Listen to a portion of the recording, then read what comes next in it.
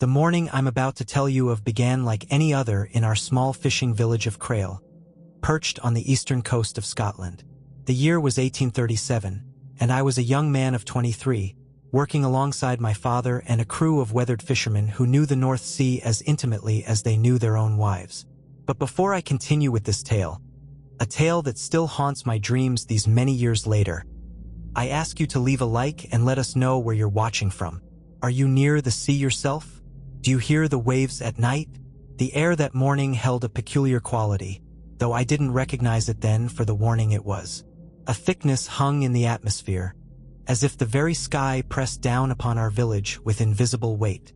The dawn came late and reluctant, painting the horizon in shades of bruised purple and sickly gray rather than the usual pink and gold we fishermen relied upon to forecast the day's weather.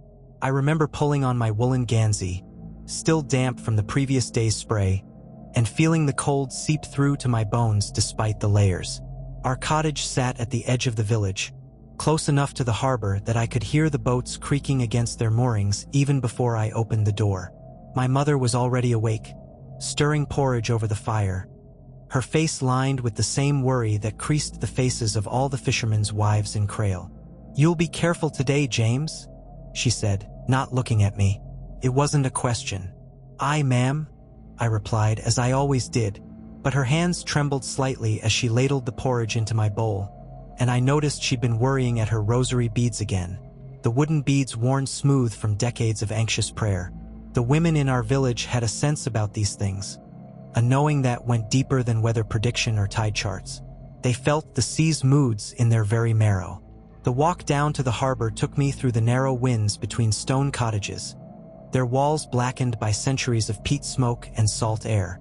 Crail was an ancient place, older than anyone could rightly say, built upon layers of history and superstition. The old folk spoke of times before Christianity came to Scotland, when other gods held sway over these waters, and offerings were made to ensure safe passage and bountiful catches. At the harbor, I found our crew already gathering. The boat we worked was called the Bonnie Jean, a sturdy fishing vessel some 40 feet in length. Her hull painted the traditional dark blue, her sails patched but strong. She'd belonged to my father's father, and his father before him, and she'd weathered storms that had sent larger vessels to the bottom. My father, William MacLeod, stood on the dock checking the nets with hands that never stopped moving, never stopped working. At 50 years old, he was still as strong as men half his age, his beard full and dark except for the silver that crept in at the temples. His eyes, the color of the sea on a cloudy day, held a distant look that morning. "Duh." I greeted him, setting down my sack of provisions. He nodded but didn't speak immediately, continuing his inspection of the nets. The other men arrived in succession. Old Tom Ritchie, our eldest at 65, who'd lost 3 fingers to frostbite but could still tie a knot faster than any man in Crail. Young Donald Fraser, barely 18, eager and strong-backed. Peter Murray, a quiet man of 40 with a wife and 6 children to feed. And finally, the brothers Callum and Duncan Ross, twins of 30 years who finished each other's sentences and moved in such perfect synchronization on the boat that they seemed to share one mind. "Weather's strange," Peter observed, looking at the sky with narrowed eyes. "Aye," Old Tom agreed, spitting into the water. "Reminds me of 29. Same feeling in the air before that storm came through and took the Mary Catherine." "Don't speak of such things," Callum said sharply, making a sign against evil that his mother had taught him as a boy. "We'll be fine," my father said firmly, but I noticed he touched the small iron nail he kept in his pocket. Another protection against ill fortune, though none of us would admit to such superstitions in the light of day. As we prepared to cast off, old Maggie Sinclair appeared at the end of the dock. She was ancient beyond reckoning, a widow who lived alone in a cottage on the cliffs, and whom the village children whispered was a witch. Her eyes were milky with cataracts, but she seemed to see more than those of us with clear vision. "You'll not be going out today, William MacLeod?" she called out, her voice surprisingly strong for one so frail in appearance. My father stiffened but didn't turn to face her. "We've got a living to make, Maggie. The water's wrong," she insisted, shuffling closer. "Can't you feel it? The sea's been whispering all night. Something's stirring in the deep places. something that hasn't risen in a generation. Old woman's tales, Duncan muttered, but he made the same sign against evil his brother had made moments before. Maggie's blind eyes seemed to fix on each of us in turn, though I knew she couldn't truly see our faces. The fishermen from Pittenweem came back yesterday with empty nets and white faces. They won't say what they saw out past the May Island, but they're not going back out. Not for all the silver in Edinburgh. We're not men to be frightened by shadows and rumors, my father said, but his voice lacked conviction. It's not shadows you should fear, Maggie said, her voice dropping to barely above a whisper. Yet somehow we all heard her clearly over the wind and waves. It's what swims beneath them. There's been sightings, William, near the Bell Rock and off Anstruther. Something vast moving through the water. Something that doesn't belong in God's creation. A whale, likely, young Donald suggested, trying to sound brave. Or a basking shark. Maggie shook her head slowly. Those who've seen it say it's neither fish nor whale. They say it moves with purpose, with intelligence. They say it watches from below with eyes that gleam like torches in the dark. And they say... She paused, her wrinkled mouth working as if she struggled to speak the words. They say it calls to them, in voices they recognize. A chill ran down my spine that had nothing to do with the morning cold. Around me, I saw the other men shift uneasily, hands moving to touch whatever charms or protections they carried. The old stories, old Tom said quietly. My grandmother spoke of such a creature, said in her grandmother's time, it came up from the depths during a year of bad omens. 7 boats were lost before it returned to wherever such things dwell. Enough, my father said, but there was no real authority in his voice. We'll fish the usual grounds, not venture past the May Island. The water close to shore is safe enough. No water is safe when that thing hunts, Maggie said. But you'll do as you will. Men always do. She turned to leave, then paused. If you see it, William MacLeod, don't listen to what it says. Don't believe the voices, no matter how familiar they sound. That's how it takes you. It makes you want to come to it. She shuffled away, leaving us standing in uncomfortable silence on the dock. The water lapped against the pilings with an odd, irregular rhythm, and somewhere in the distance, a dog began to howl. Well, Callum said finally, are we going or staying? My father looked at each of us in turn, reading our faces. I saw the conflict in his eyes, the need to provide for his family warring with something deeper, some instinctive dread that even his rational mind couldn't dismiss. We go, he said at last, but we stay close to shore, and we don't venture toward the May Island. And if anyone sees anything strange, anything at all, we turn back immediately. Agreed. We all nodded, though I noticed young Donald's face had gone pale, and Peter's jaw was clenched tight enough to crack teeth. As we loaded our gear and prepared to cast off, I looked back at the village. Smoke rose from the chimneys in thin, straight lines. No wind yet, which was unusual. The cottages seemed to huddle together as if for protection, and I could see faces in windows, watching us. Watching and waiting. The Bonnie Jean's ropes were untied, and she drifted free of the dock. My father took the tiller while the rest of us raised the sails. The canvas caught what little breeze there was, and we began to move out of the harbor, past the stone breakwater that had protected Crail's fishing fleet for 300 years. As we cleared the harbor mouth and entered the open water, I felt it, that wrongness old Maggie had spoken of. The sea was too calm, too flat, like dark glass stretching to the horizon. No whitecaps, no normal chop, just an oily, undulating surface that reflected the gray sky above. It was the kind of calm that preceded the worst storms.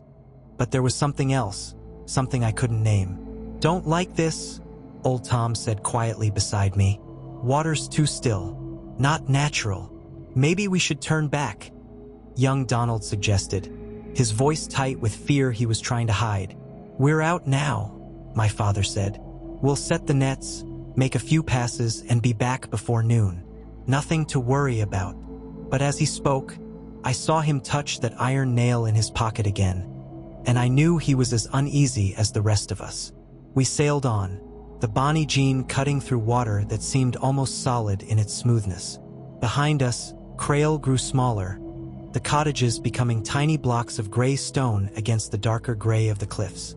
Ahead, the sea stretched endlessly, and somewhere beneath its surface, something waited. Something that had been waiting a very long time. We'd been on the water for perhaps an hour when the first strange thing happened. Old Tom was in the bow, securing a line, when he suddenly went rigid. His weathered face turned toward the water, and he held up a hand for silence. We all froze, listening. At first, I heard nothing but the gentle lapping of water against the hull and the creak of the rigging. Then, carried on the still air, came a sound that made my blood run cold.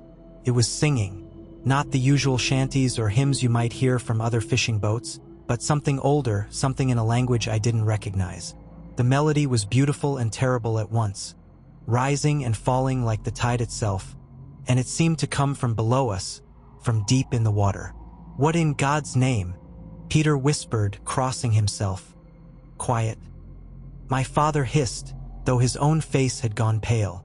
We listened for perhaps a minute longer, and then the singing stopped as abruptly as it had begun. The silence that followed was somehow worse, pregnant with anticipation, as if the sea itself was holding its breath. "Seals," Duncan said finally, though he sounded like he was trying to convince himself more than us. "It was just seals. They make sounds like that sometimes." "I've heard seals my whole life," Old Tom said slowly. "That wasn't seals. Let's get the nets out," my father ordered, clearly eager to focus on work rather than the inexplicable. "The sooner we fill the hold, the sooner we can head back." We set to work, but the usual rhythm of our labor felt forced, unnatural.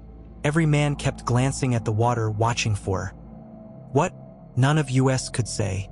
The nets went overboard with a splash that seemed too loud in the unnatural calm, and we began our slow drift, waiting for the catch. Young Donald worked beside me, coiling rope with hands that trembled slightly. "James," he said quietly, "do you believe what old Maggie said about the creature?"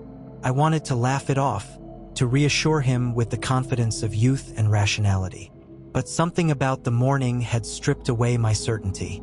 "I don't know what I believe," I admitted, "but I know something feels wrong." He agreed, relieved that I'd voiced what we all felt. "It's like being watched, like there's something just out of sight, waiting." Before I could respond, Callum shouted from the starboard side, "There, in the water!" We all rushed to the rail. About 50 yards off, the surface of the sea was disturbed, not by wind or current, but by something moving beneath it. The disturbance was large, far larger than any fish I'd ever seen, and it moved with frightening speed, creating a wake that rolled toward us in smooth, dark waves. "Whale?" Peter suggested hopefully. "Wrong time of year," my father said, his knuckles white where he gripped the rail. "And wrong movement. Whales don't swim like that." The thing, whatever it was, circled our boat once, staying just deep enough that we couldn't make out its form, only its shadow passing beneath the surface like a cloud crossing the sun. Then, as suddenly as it had appeared, it was gone, diving deeper until even the shadow vanished into the dark water. "Pull up the nets," my father ordered. "We're leaving." "But we've only just," Duncan began. "Now!" My father's voice cracked like a whip, and we all jumped to obey. As we hauled in the nets, I noticed something that made my stomach turn. The nets were shredded, not tangled or torn as they might be on rocks or debris, but systematically destroyed, as if something with intelligence had methodically ripped them apart. And stranger still, the fish that remained in the remnants of the net were all dead, their eyes white and staring, their mouths open in what looked like silent screams. "Dear God," Peter breathed. "What could do this?" "Don't touch them," Old Tom warned. "Something's not right about them. Look at their eyes." He was right. Every fish had that same terrified expression, and their bodies were rigid in a way that suggested they died not from lack of air, but from sheer terror. We dropped the ruined nets and the uncanny catch back into the sea and turned the Bonnie Jean toward home. But as we began to move, young Donald suddenly pointed behind us and screamed, rising from the water perhaps 100 yards astern, was something that defied all reason and natural law. At first, I thought it was a mast from a sunken ship, but as it continued to rise, I realized with dawning horror that it was alive. A neck, serpentine and thick as a man's body, emerged from the depths, water cascading off scales that gleamed with an oily, iridescent sheen. It rose and rose, impossibly long, impossibly tall, until it towered over us like a living column. And then came the head. It was massive, triangular, with a crest of spines or fins running along the skull. But it was the eyes that froze the very marrow in my bones. They were large and luminous, glowing with a sickly green light that seemed to pierce the gray morning. And they were looking directly at us with unmistakable intelligence and what I can only describe as malevolent curiosity. "Row!" my father bellowed. "Row for your lives." We scrambled for the oars, the sails forgotten in our panic. The creature watched us for a moment longer, its massive head swaying slightly, and then it opened its mouth. The sound that emerged was like nothing in nature. Part shriek, part bellow, but underneath it all, woven into the terrible cry, were words. Human words, or something approximating them, distorted and wrong but comprehensible. "Komum bakak." It seemed to say, the syllables drawn out and overlapping, as if multiple voices spoke at once. "Komum" to me. "Don't listen," old Tom shouted, clapping his hands over his ears. "It's trying to bewitch us." But young Donald had stopped rowing, his eyes fixed on the creature with a look of dreamy fascination. "It's calling me," he said softly. "It knows my name. It sounds like my mother." I grabbed his shoulder and shook him roughly. "That's not your mother, Donald. Row! Damn you, row!" The spell broke, and Donald blinked as if waking from sleep. He looked at me with eyes full of terror. "It was her voice, James. How did it know her voice?" We rowed with desperate strength, every man pulling until our muscles screamed and our lungs burned. Behind us, the creature submerged again with a sound like thunder, creating a wave that lifted our stern and nearly swamped us. Water poured over the gunwales, and for a terrifying moment, I thought we would capsize. But the Bonnie Jean was a sturdy vessel, and she rode out the wave. We kept rowing, not daring to look back, expecting at any moment to feel those massive jaws close around our boat and drag us down into the black depths. The creature didn't pursue us, or if it did, it stayed beneath the surface, invisible and more terrifying for being unseen. We rowed until we could see the harbor at Crail, rowed until our hands bled and our backs felt broken, and only when we were past the breakwater did we allow ourselves to stop and look behind us. The sea beyond the harbor was calm and empty, as if nothing had disturbed it. But we all knew what we'd seen. We all knew what we'd heard. As we tied up at the dock, a crowd had gathered. Word had spread somehow. Perhaps they'd seen us rowing with such frantic desperation.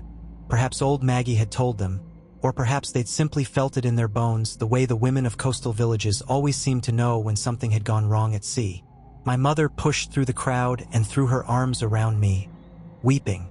"I knew," she sobbed. "I knew something terrible was out there. I felt it when you left." Other families surrounded their men, relief and fear mixing on their faces. But it was old Maggie who stepped forward, her blind eyes somehow finding my father. "You saw it," she stated. "It wasn't a question." My father said hoarsely. His face looked 10 years older than it had that morning. "We saw it. God help us, we saw it." "And it saw you," Maggie said quietly. "That's the way of it. Once it knows you're there, once it's looked upon you, it doesn't forget. It'll be waiting for you, William MacLeod. Waiting for all of you." "We won't go back out," Peter said quickly. "Not me. I've got 6 children to think of." "And how will you feed them?" Maggie asked, not unkindly. "The sea is your livelihood, Peter Murray, as it is for all the men of Crail. But the sea has changed. Something has claimed those waters, and it won't be easily driven away. What do we do?" I heard myself ask. "How do we fight such a thing?" Maggie turned her blind gaze on me. "Fight? You're a brave lad, James MacLeod, but foolish. You don't fight something like that.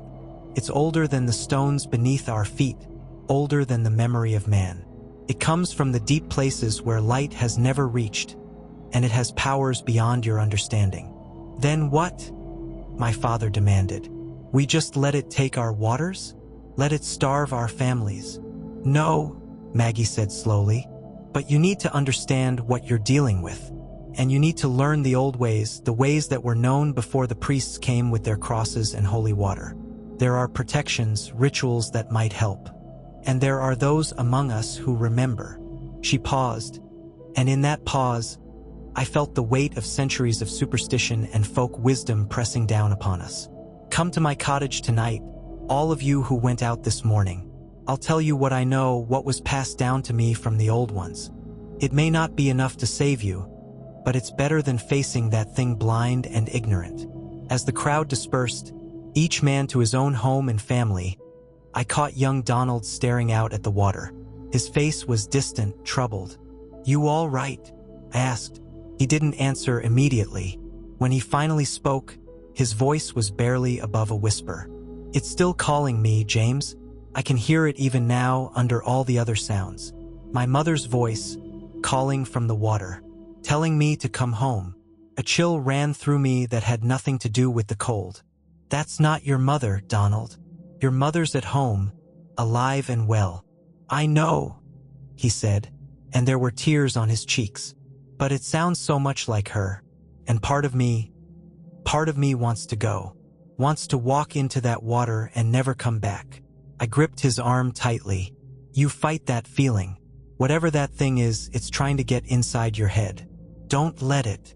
But as I spoke those words, I realized with growing dread that I, too, could hear something.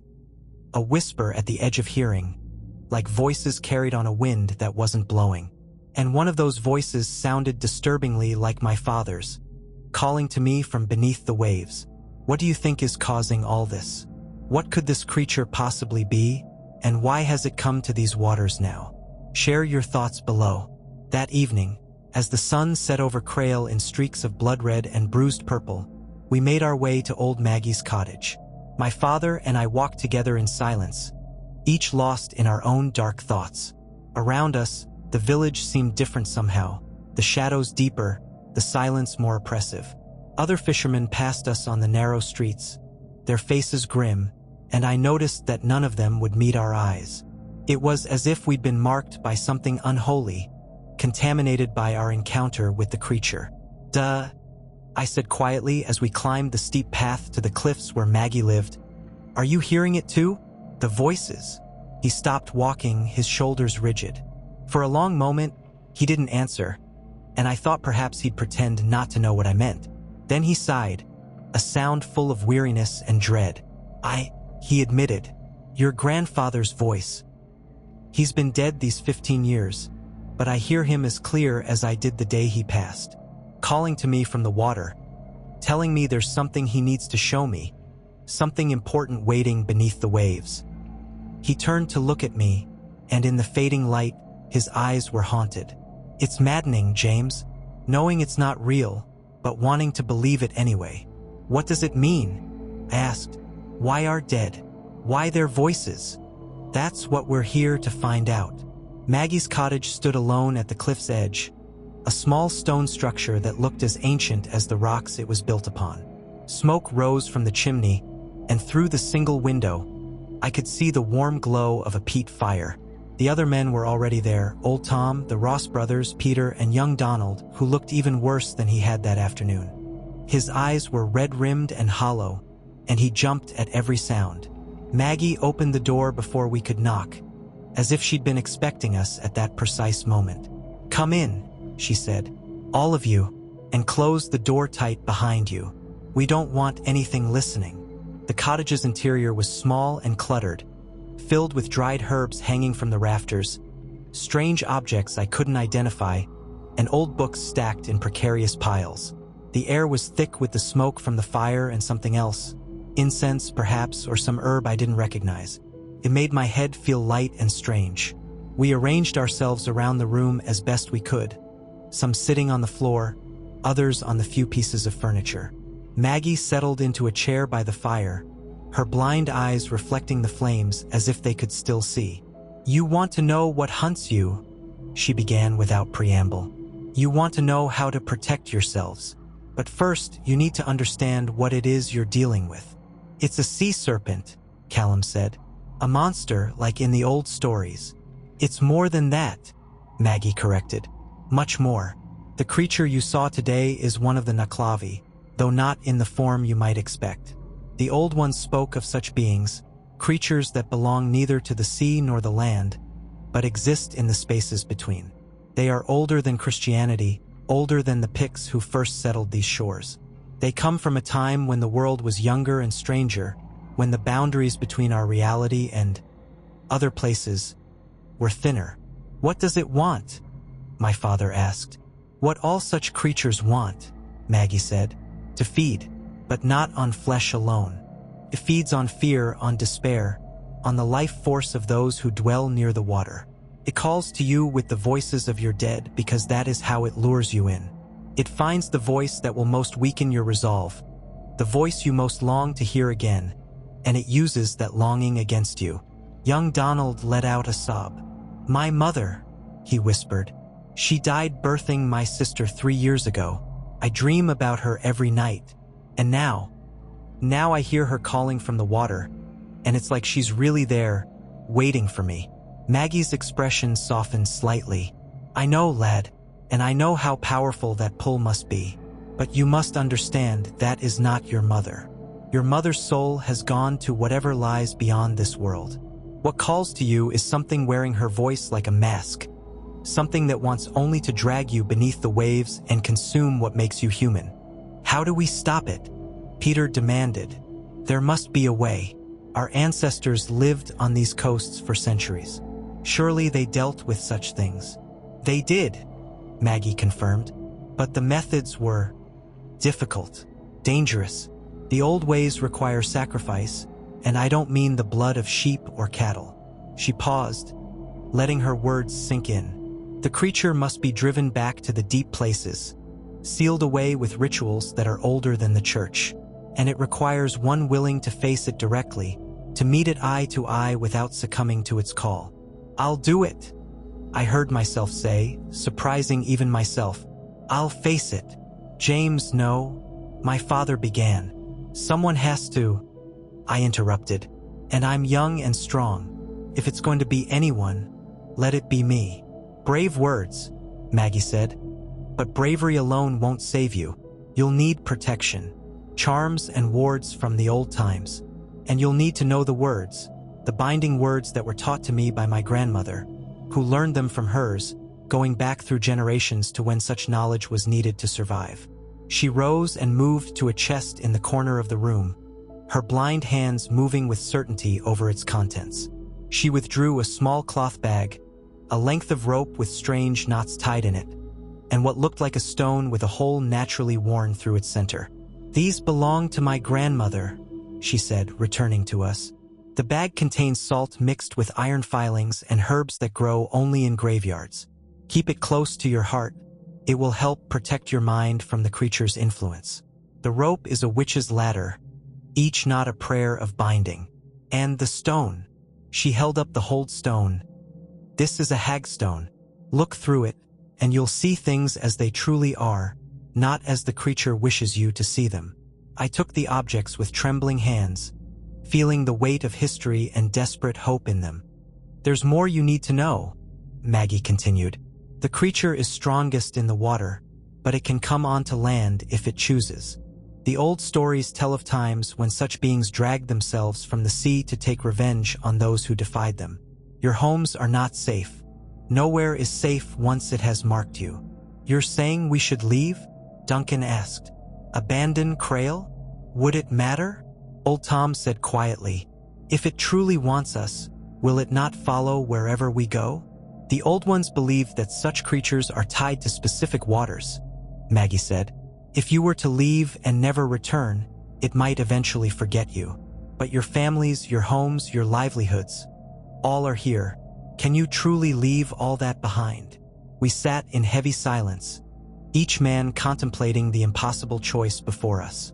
Stay and face a creature beyond our understanding, or flee and lose everything we'd ever known. It was young Donald who broke the silence, and when he spoke, his voice was distant, dreamy. "I can hear her now," he said. "She's calling so clearly. She says she's cold down there in the dark. She says she needs me to come and warm her.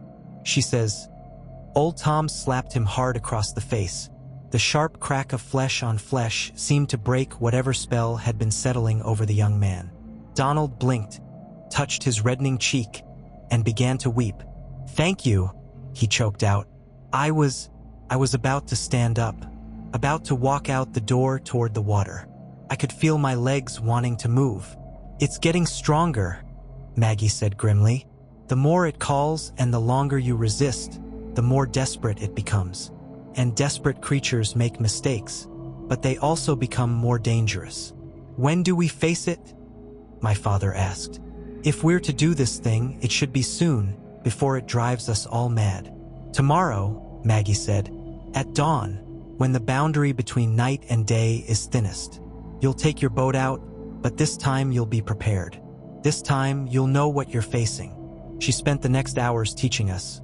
Old words in a language that hurt to speak, prayers that felt wrong on Christian tongues, gestures and signs that were older than the cross. She gave each of us small protections. Iron nails to keep in our pockets, sachets of herbs to wear around our necks, salt to scatter on the deck of the Bonnie Jean. "Remember," she said as we prepared to leave, "the creature will try to divide you, to turn you against each other. It will use your fears, your doubts, your secrets. You must trust each other absolutely, or you'll be lost." As we descended from the cliffs back toward the village, I noticed something that made my blood run cold. There were wet footprints on the path, footprints that led from the direction of the sea up toward the village, then back again. But they weren't the prints of boots or bare feet. They were webbed with too many toes, and they dragged as if whatever made them was not accustomed to walking on land. "Do you see that?" I asked my father, pointing. He nodded grimly. "It's been here, in the village, while we were with Maggie." We followed the trail, though every instinct screamed at us to run the other way. The prints led through the narrow streets, past darkened cottages, and finally to the small stone church at the center of the village. There, on the steps of the church, the footprints stopped. No, not stopped. They simply vanished, as if whatever made them had evaporated into the night air. "A message," Old Tom said, having followed us. "It's telling us that no place is sacred, no refuge is safe." As if in response to his words, from the direction of the harbor came a sound that turned my bowels to water. It was that same terrible cry we'd heard on the water, but closer now, much closer. And woven through it were voices, dozens of voices, all calling different names. I heard my grandfather's voice again, and my mother's, and the voice of a girl I'd loved who died of fever when we were both children. They were all calling to us, begging us to come to the water, to come home. Windows throughout the village blazed with sudden light as families woke to the terrible chorus. Dogs howled, children cried, and I heard doors being barred and bolted. The entire village cowered before the sound of that unearthly calling. And then, as suddenly as it had begun, the voices stopped. The silence that followed was absolute, oppressive, and somehow more terrifying than the cacophony that had preceded it. "Tomorrow," my father said, his voice shaking but determined. "Tomorrow we end this, one way or another." But as I lay in my bed that night, unable to sleep, listening to my mother crying quietly in the next room and my father pacing the floor, I wondered if any of us would survive to see another sunset. The creature had shown us that it could reach us anywhere, that no walls could keep it out, that our very minds were not safe from its influence. And still, beneath everything else, I could hear the voices calling. Softer now, almost gentle but persistent, always persistent. "Come to the water," they whispered. "Come home, come to us." And the terrible truth was that part of me, a part that grew stronger with each passing hour, wanted to obey. Dawn came reluctantly, as if the sun itself feared what it would illuminate. The sky was the color of old bruises, and a mist had rolled in from the sea during the night, thick and clinging, smelling of salt and something else. something rotten and ancient. They barely slept. Every time I closed my eyes, I saw that massive serpentine head rising from the water, those luminous eyes boring into my soul. And always I heard the voices, my grandfather calling, the girl I'd loved, even voices I didn't recognize, speaking in languages I'd never learned but somehow understood. Come to the water. Come home. We're waiting. My mother had prepared breakfast, but none of us could eat. She moved around the kitchen with mechanical precision, her hands shaking as she poured tea none of us would drink. My father sat at the table in his fishing clothes, the hagstone Maggie had given him clutched in one fist, his other hand repeatedly touching the iron nail in his pocket. You don't have to do this, my mother said finally, her voice breaking. We can leave. We can go inland, find work in Edinburgh or Glasgow. We don't have to stay here. And what of everyone else? My father replied gently. What of our neighbors, our friends? If we leave, the creature will simply turn its attention to them. Would you have that on your conscience, Mary? She had no answer to that, only fresh tears. At the harbor, the other men were already gathering. Young Donald looked like a walking corpse, his eyes sunken and wild. Peter's hands wouldn't stop shaking. The Ross brothers stood close together, drawing strength from each other. Old Tom looked ancient beyond his years, but there was a grim determination in his weathered face. The Bonnie Jean waited for us, and as we approached, I noticed something that made my skin crawl. The water around her hull was perfectly still, not a ripple, not a wave, as if the sea itself was holding its breath. And in that stillness, I could see shapes moving beneath the surface, dark forms that circled the boat like sharks but were far, far larger. It knows we're coming, Callum said quietly. It's been waiting. We boarded the boat in silence, each man carrying the protections Maggie had given us. I had the witch's ladder rope coiled around my waist, the hagstone on a cord around my neck, and the bag of salt and iron pressed against my heart. The weight of these ancient charms should have been comforting, but instead, they felt inadequate, like bringing a candle to hold back the night. Remember what Maggie taught us, my father said as we prepared to cast off. The words must be spoken together, in unison. If even one of us falters, the binding won't hold. We'd practiced the strange, ancient words throughout the night, but they still felt foreign on my tongue, syllables that seemed to resist being spoken. They were words from before the Romans came to Britain, perhaps from before the Celts themselves, reaching back to a time when older powers ruled the earth. As we pushed away from the dock, I looked back at the village. Every window held a face, every doorway a cluster of people. They were watching us sail toward what might be our deaths, and I could see the guilt and gratitude warring in their expressions. We were doing this for all of them, and they knew it. The mist closed around us as we left the harbor, thick and disorienting. Visibility dropped to mere yards, and the world became a colorless void of gray water and gray sky. The only sound was the creak of the rigging and the gentle splash of oars. We'd decided against using the sails, needing the precision and control that rowing would provide. How far out? Peter asked, his voice barely above a whisper, as if afraid of being heard. Until it finds us, my father replied. It won't be long. He was right. We'd rowed for perhaps 10 minutes when old Tom, stationed in the bow, held up his hand. Something ahead, he said. In the mist. Something big. We stopped rowing, letting the boat drift. The silence was absolute, oppressive. Even the usual sounds of the sea, the cry of gulls, the splash of fish were absent. It was as if we'd entered a dead zone, a place where life itself feared to tread. Then, cutting through the silence, came a voice. William MacLeod. My father's face went white. It was his father's voice, my grandfather, speaking with the same gentle tone I remembered from my childhood. No, I said urgently, gripping his arm. It's not him. Remember what Maggie said. But my father was staring into the mist, and I could see the conflict raging behind his eyes. The rational part of him knew it was a trick, but the part that still grieved his father, that longed for one more conversation, one more moment, that part wanted to believe. William, come to me, son.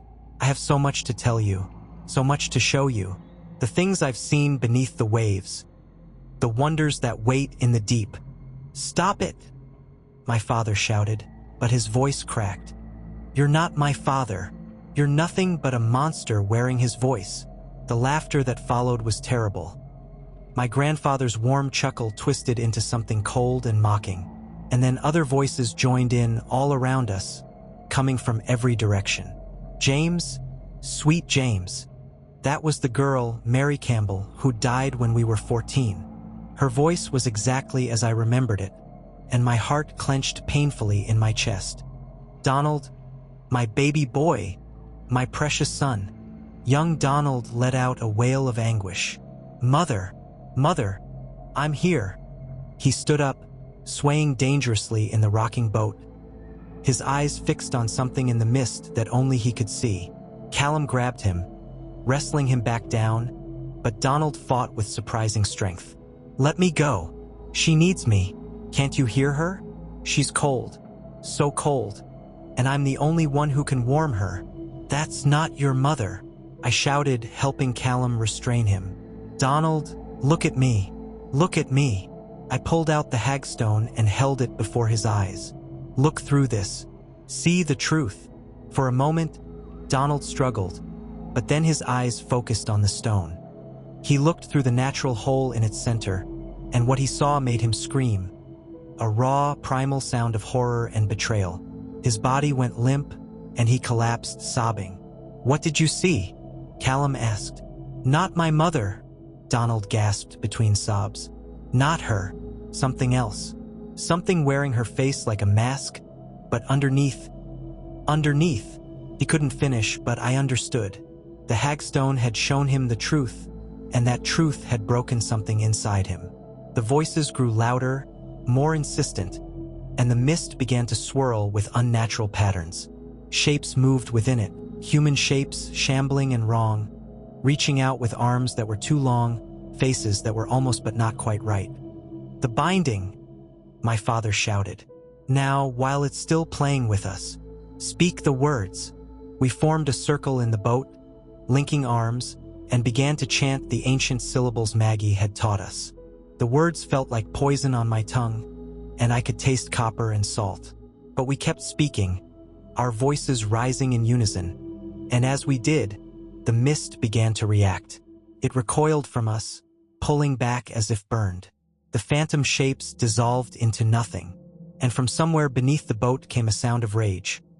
Not the mimicked human voices, but something far older and more terrible.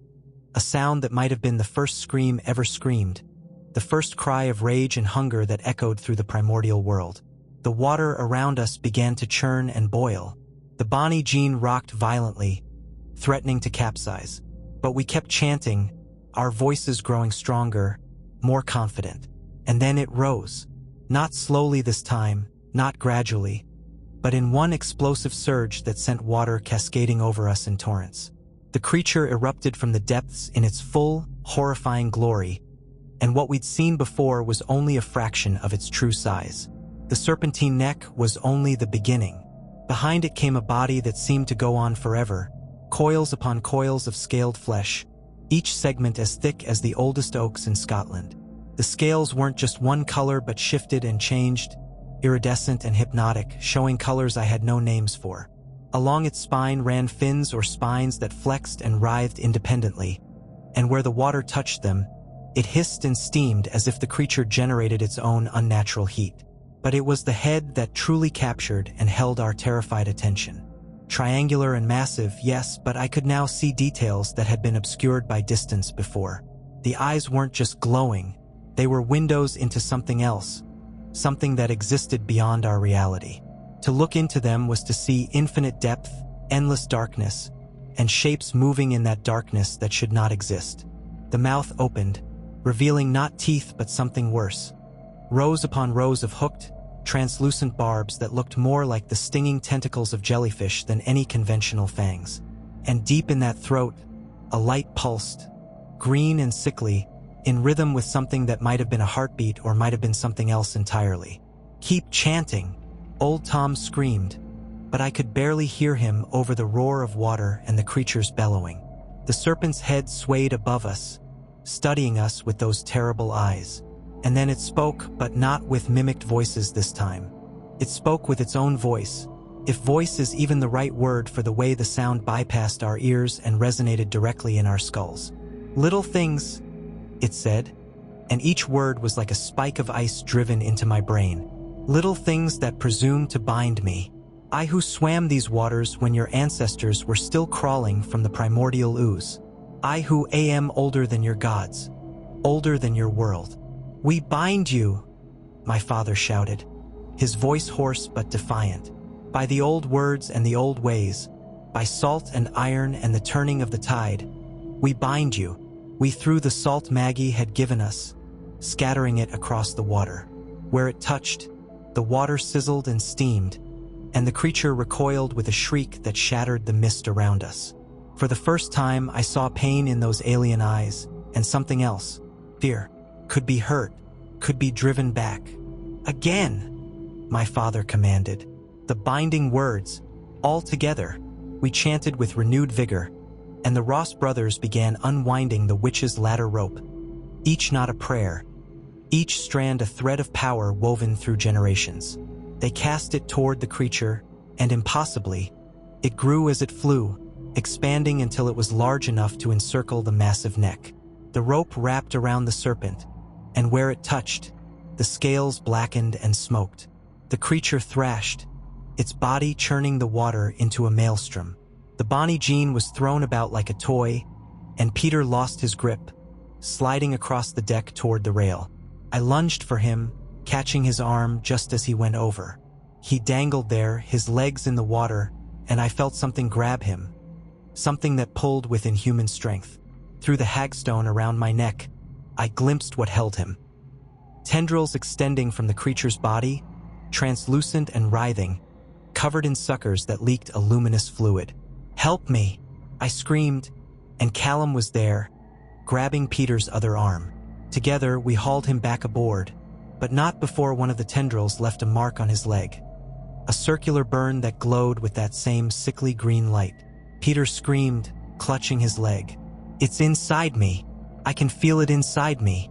It's in my blood, in my bones. It's... Focus!" my father shouted. "We're almost there. One more verse."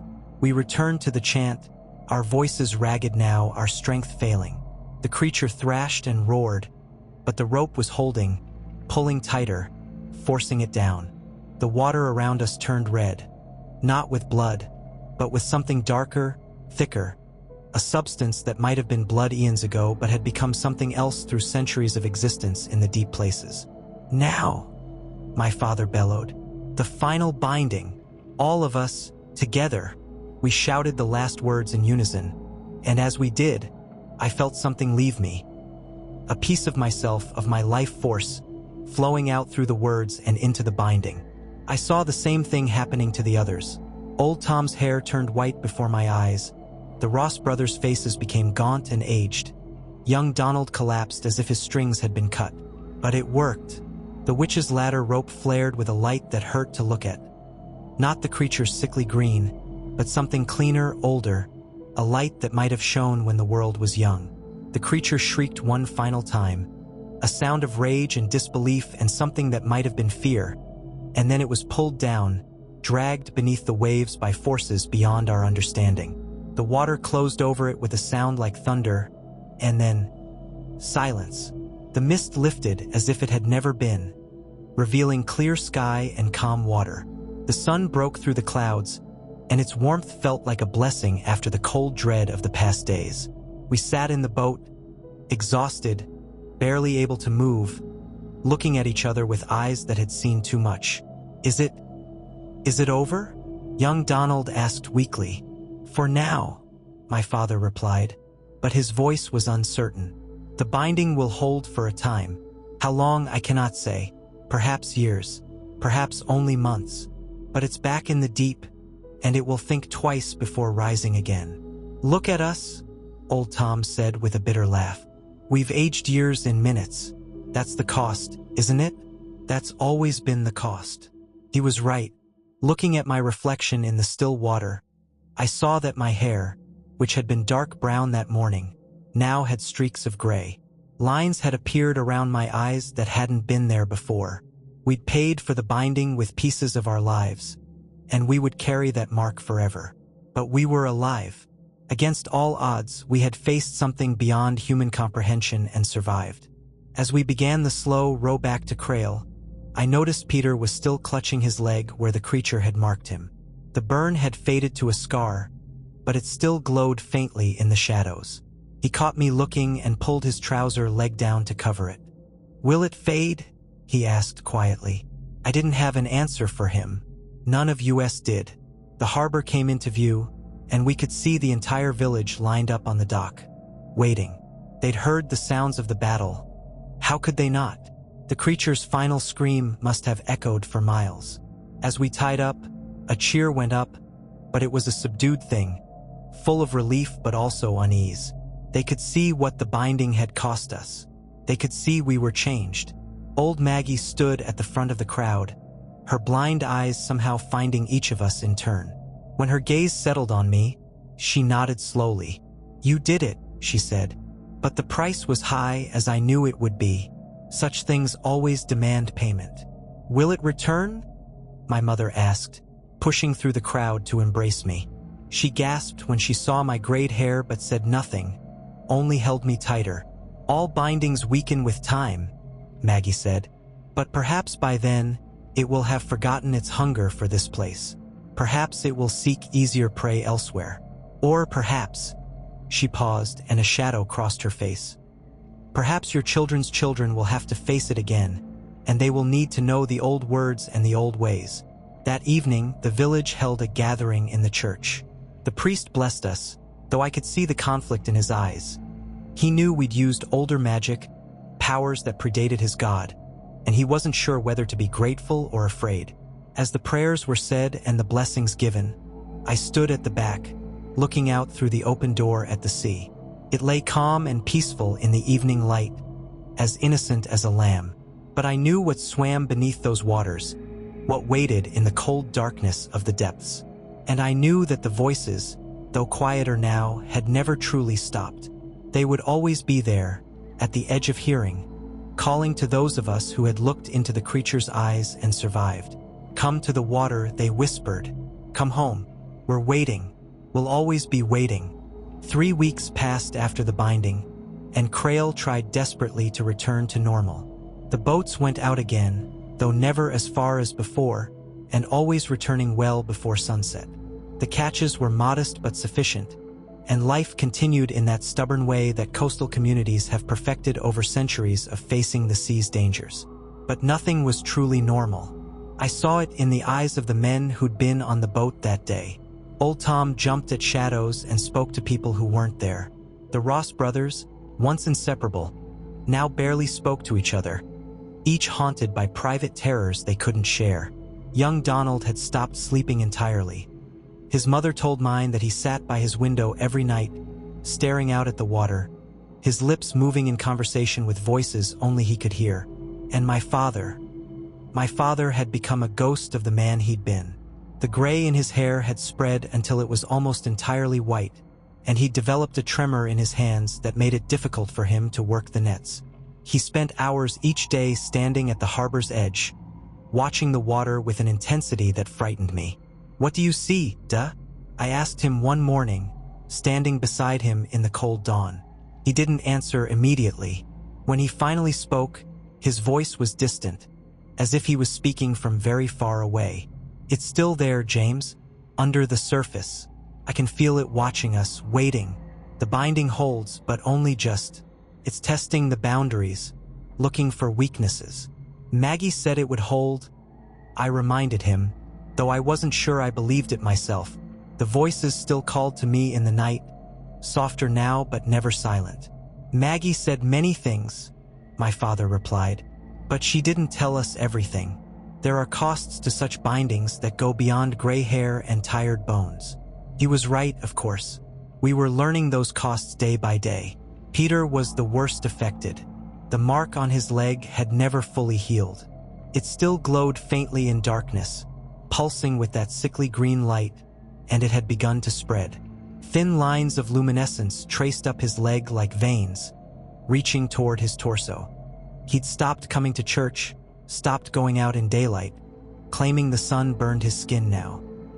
His wife came to our cottage one evening, her face drawn with worry.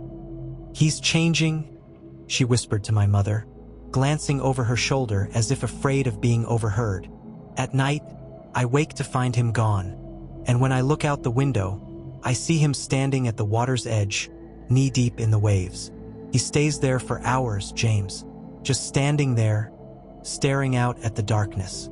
And when he comes back to bed, his skin is cold. So cold it's like lying beside a corpse. "Has he spoken of it?" my mother asked gently. "Only once." Mrs. Murray's voice broke. "He said the creature calls to him differently than it calls to the others. He said it promised him things, knowledge of the deep places, visions of wonders beneath the waves. He said he's beginning to understand why it might be better down there, in the dark and the cold, where nothing hurts and nothing dies." The next day, I went to Peter's cottage. He answered the door himself, and I had to suppress a gasp. His skin had taken on a grayish pallor, and his eyes had changed. The pupils were too large, too dark, and they seemed to reflect light strangely, like a cat's eyes or something even less human. "James," he said, and even his voice had changed, taking on a liquid quality, as if he was speaking underwater. "Come in. I've been expecting you." His home was dark, all curtains drawn, and it smelled of the sea, that deep primal smell of things that have never seen sunlight. Peter moved through the shadows with an unsettling grace, as if he'd become more comfortable in darkness than in light. "I know why you're here," he said, settling into a chair. "You want to know if I'm still human, if the mark has taken me too far." "Are you?" I asked quietly. He laughed, but there was no humor in it. "I don't know anymore. Part of me still remembers being Peter Murray, husband and father, fisherman of Crail. But there's another part now, a part that grows stronger every day. That part knows things, James, impossible things. It knows the true shape of the ocean floor, knows where the deep trenches lead, knows what swims in the places where no light has ever reached. Fight it," I urged him. "Whatever it's doing to you, resist it." "Why?" Peter's eyes fixed on me with unsettling intensity. "What if the creature was right? What if there are wonders down there that we can't imagine? The binding holds it back, yes, but it also gave it something, a connection to me through this mark. And through that connection, I've seen things, James.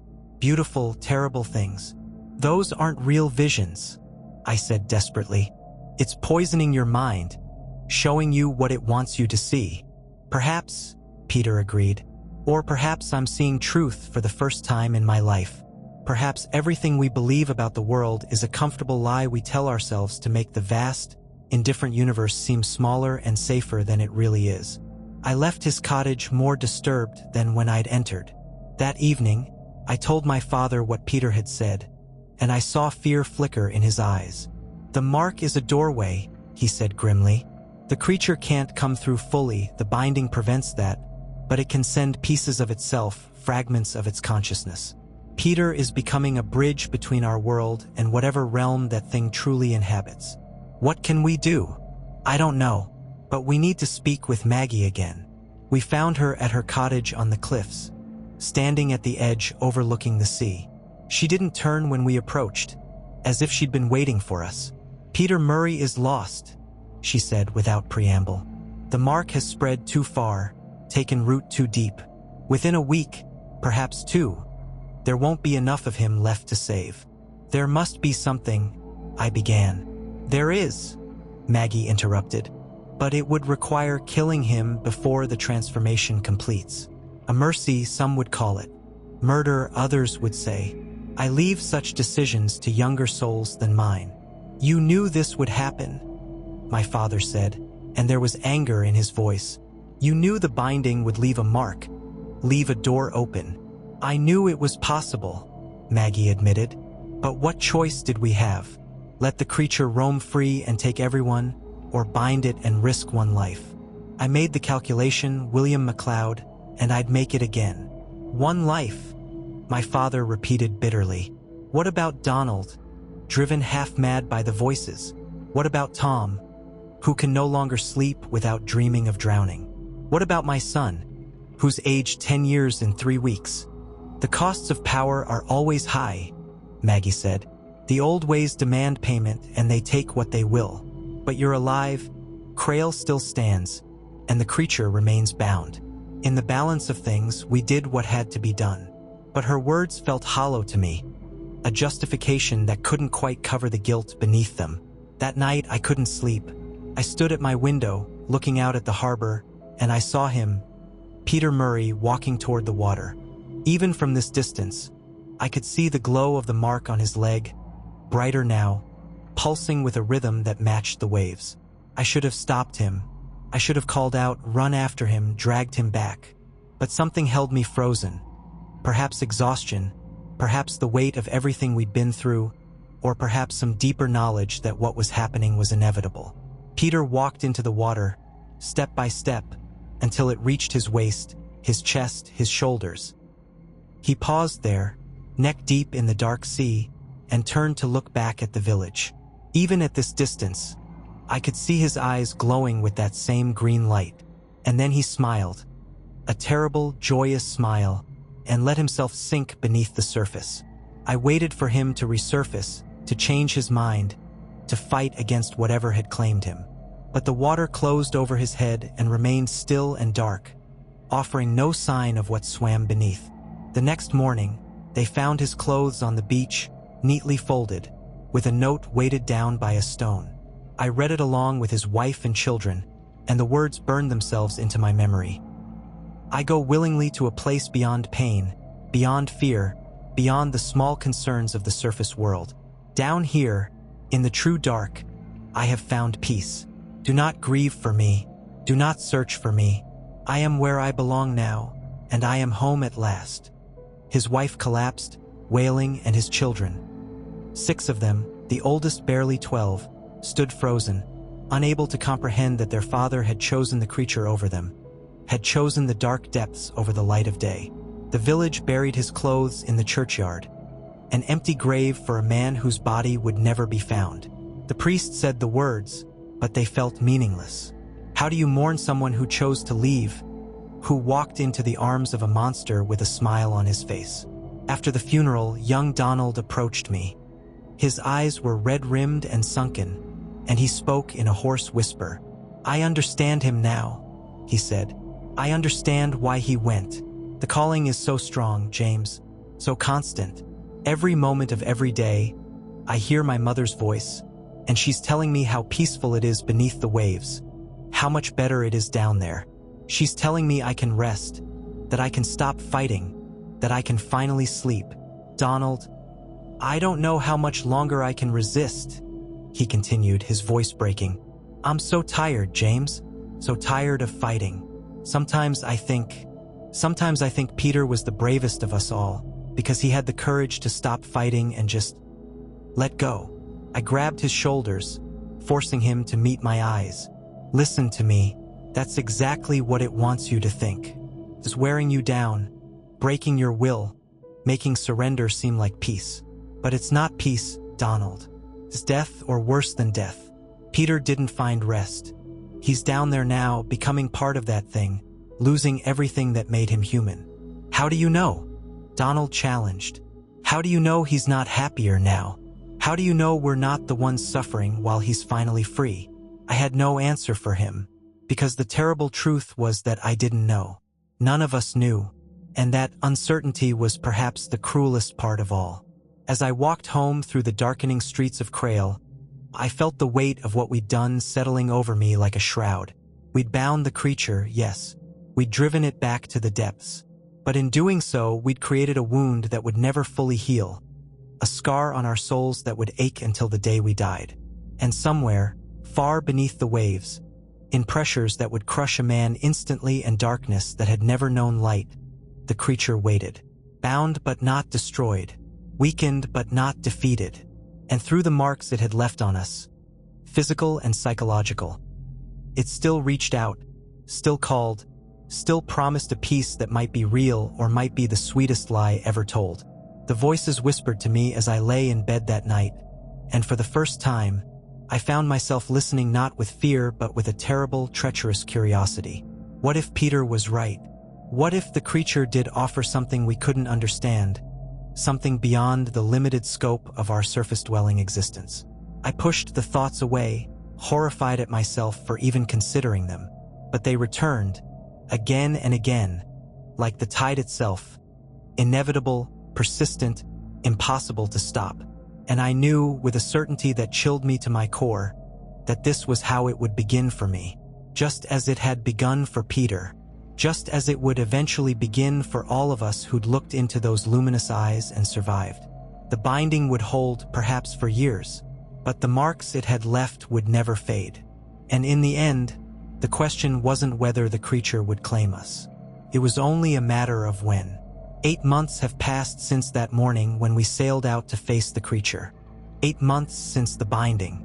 8 months since Peter Murray walked into the sea and never returned. I'm writing this account now, while my memories are still clear, while I can still distinguish between what truly happened and what the voices whisper in my dreams. Someone needs to know the truth of what occurred here in Crail, in the year of our Lord 1837. Someone needs to understand what swims beneath these waters, what waits in the deep places, patient and eternal. The village has changed. How could it not? We're fewer now. Peter was only the first. 2 weeks after him, young Donald was found on the rocks below the cliffs. His body broken but his face peaceful, almost serene. The official story was that he'd fallen while walking at night, but we all knew the truth. We'd all seen him standing at the cliff's edge the evening before, staring down at the water, listening to voices none of us could hear. Old Tom lasted until winter. He simply didn't wake up one morning, passing in his sleep with a smile on his weathered face. Natural causes, the doctor said. Old age. But I'd seen Tom the night before, and I'd watched him walk to the harbor in the freezing rain, standing knee-deep in water for over an hour, whispering to something beneath the waves. When he'd returned home, his lips were blue with cold, but his eyes held a contentment I'd never seen in all the years I'd known him. The Ross brothers left Crail entirely, taking their families inland to Edinburgh. I received a letter from Callum last month. He wrote that they still hear the voices even hundreds of miles from the sea. At night, when the city is quiet, they hear the sound of waves that aren't there and feel the pull of water that doesn't exist. It's in us now, he wrote. Part of the ocean, part of the deep. Distance doesn't matter. Once you've looked into those eyes, once you've touched that darkness, you carry it with you forever. My father has aged terribly. He's barely 60 but looks 80. His hair snow-white, his hands constantly trembling. He doesn't go out on the boats anymore, can't really. The tremors are too severe. Instead, he sits in his chair by the window watching the sea, and sometimes I catch him having conversations with people who aren't there. My grandfather, most often. Sometimes others, men he knew who drowned years ago, lost to storms and accidents. They're down there, he told me last week, his voice barely above a whisper. All of them, every soul that's ever been claimed by these waters. The creature keeps them somehow, wears their shapes, speaks with their voices. They're not dead, James. Not really. They're just somewhere else. Somewhere we don't have words for. I wanted to tell him he was wrong, that it was just the trauma speaking, his mind trying to make sense of the senseless. But I couldn't, because I wasn't sure he was wrong. The binding still holds. Maggie assures us of this whenever we visit her cliffside cottage. The creature remains trapped in the deep places, unable to rise fully into our world. But the connections remain, the doorways it opened in our minds when we looked into its eyes. And through those doorways, it still reaches, still calls, still promises things we can barely imagine. I've tried to resist. God knows I've tried. I married Agnes Fletcher, a good woman from a farming family inland. We have a daughter now, barely 3 months old, with her mother's dark hair and eyes that haven't yet learned to see the shadows I see. I should be happy. I should be content with this life. A wife who loves me. A child who needs me. a home and a future stretching ahead. But every night, when the house is silent and my wife and daughter sleep peacefully, I stand at the window and look toward the harbor, and I hear them calling. My grandfather's voice, warm and welcoming. The girl I loved as a boy, Mary Campbell, forever 14 in my memory. And others now, Peter Murray, his voice bubbling up from impossible depths, telling me about wonders I can't comprehend. Young Donald, no longer afraid, no longer suffering, describing a peace that sounds almost appealing. The mark hasn't appeared on my skin, not yet, but I feel it inside, a growing darkness that spreads like ink through water, changing me in ways I can't quite articulate. I'm colder now, less affected by emotion. Things that once mattered, my work, my family's comfort, the simple pleasures of life, seem increasingly distant, increasingly meaningless compared to the vast, ancient truths that call from beneath the waves. Agnes knows something is wrong. She watches me with worried eyes and asks questions I can't answer. How do I tell her that I'm losing myself by degrees, that piece by piece, the man she married is being replaced by something else? How do I explain that there are nights when I wake up with my feet in the surf, with no memory of leaving our bed, with salt water in my lungs and seaweed in my hair? I visited old Maggie yesterday, climbing the steep path to her cottage for what I knew would be the last time. She was expecting me, as she always seemed to be. "You're here to ask if there's a way to sever the connection," she said without preamble. "To cut the threads that bind you to the creature. Is there?" I asked, though I already knew the answer. "No," she said simply.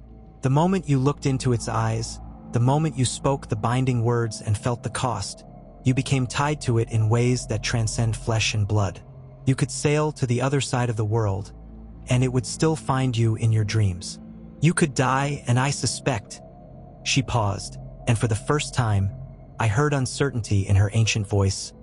"I suspect it would still have a claim on whatever part of you continues beyond death. Then what do I do?" The question came out more desperate than I'd intended. "You endure," Maggie said. "You hold onto your humanity for as long as you can. You remember who you are, why you fought, what you fought for. Some days will be harder than others. Some nights, the calling will be almost irresistible. But each morning you wake up in your own bed, each day you spend with your family, each moment you remain yourself. That's a victory. Small, perhaps, but victories nonetheless. And when I can't hold on anymore?" Maggie's blind eyes seemed to see straight through me. "Then you'll make your choice, as Peter did, as Donald did. And no one will judge you for it, James MacLeod. No one who hasn't faced what you've faced has the right to judge." I left her cottage with tears on my face, walking back through a village that felt increasingly alien to me. The people I'd known my whole life now seemed strange, their concerns trivial, their lives small and confined by ignorance of the vast, terrible universe that pressed against the thin membrane of their everyday reality. Is this how it begins? Is this how Peter felt in those final weeks? This sense of growing separation from everything human? Tonight, as I write this by candlelight while my wife and daughter sleep, I can hear the sea. It's a mile away, should be inaudible from here, but I hear it as clearly as if I stood on the shore. And in the sound of the waves, I hear voices. They're telling me about the binding, about how it's weakening. Not failing, not yet, but fraying at the edges, losing its strength. In another year, perhaps two, it will no longer hold. The creature will rise again, and when it does, it will remember us. It will remember those who dared to bind it, and it will come for us specifically. Unless we go to it first, unless we accept what it offers, walk into those dark waters not as prey but as, what? Disciples? Children? Something for which there are no words in any human language. Peter understood. Donald understood. Old Tom, in his final moments, understood. And I'm beginning to understand too. There's a terrible peace in surrender, a relief in finally stopping the fight. For 8 months, I've been at war with myself, struggling against the pull of the deep, clinging to my humanity like a drowning man clings to driftwood. But the truth, the terrible, seductive truth, is that part of me doesn't want to be saved. Part of me wants to let go, to sink into those dark waters and discover what waits below. I look at my sleeping daughter, her tiny face peaceful in the candlelight, and I wonder what kind of world she'll inherit. Will the creature remain bound? Will my generation's sacrifice be enough to protect hers? Or will she, too, one day stand at the water's edge and hear her father's voice calling from beneath the waves, promising her wonders and peace and an end to all earthly suffering? The candle is burning low now, and dawn is still hours away.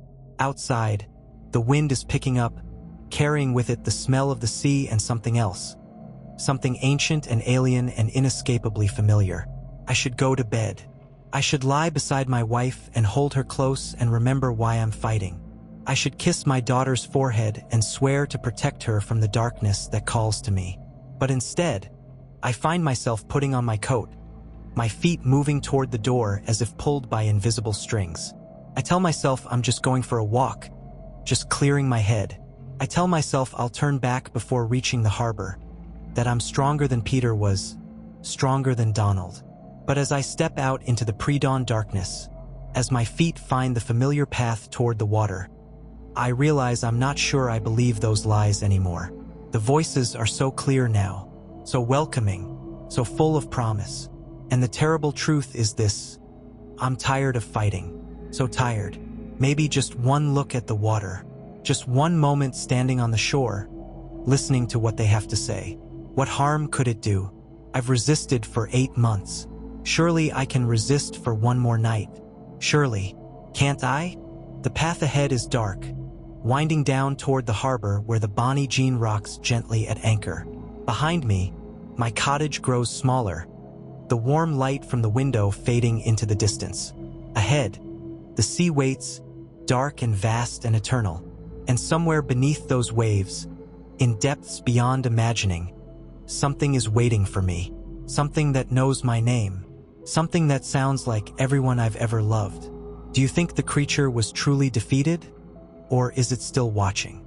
Still waiting? And what would you do, standing in my place, hearing those voices night after night, feeling that pull growing stronger with each passing day? Would you be strong enough to resist forever? Or would you, too, eventually walk into those dark waters with a smile on your face and peace in your heart? I suppose you won't know until you hear the voices yourself, until you look into eyes that glow with ancient light, until you understand, as I now understand, that some battles can't be won, only endured for as long as your strength holds out. And mine is running out. So I walk toward the water, one step at a time, and I wonder if I'll have the strength to turn back when I reach the shore. Or if this is the night I finally stop fighting. The night I finally go home, written as a cautionary tale about the deep places of the sea and the ancient things that dwell there. About the cost of facing darkness and the terrible temptation of surrender. About fishermen in 1837 who swore they saw a serpent beneath the waves and paid the price for looking into its eyes. May their story serve as a warning to all who hear the calling of the deep. May we all have the strength to resist what promises peace but delivers only darkness. And may we never forget that some things, once seen, can never be unseen. Some voices, once heard, can never be silenced. And some depths, once glimpsed, will call to us forever.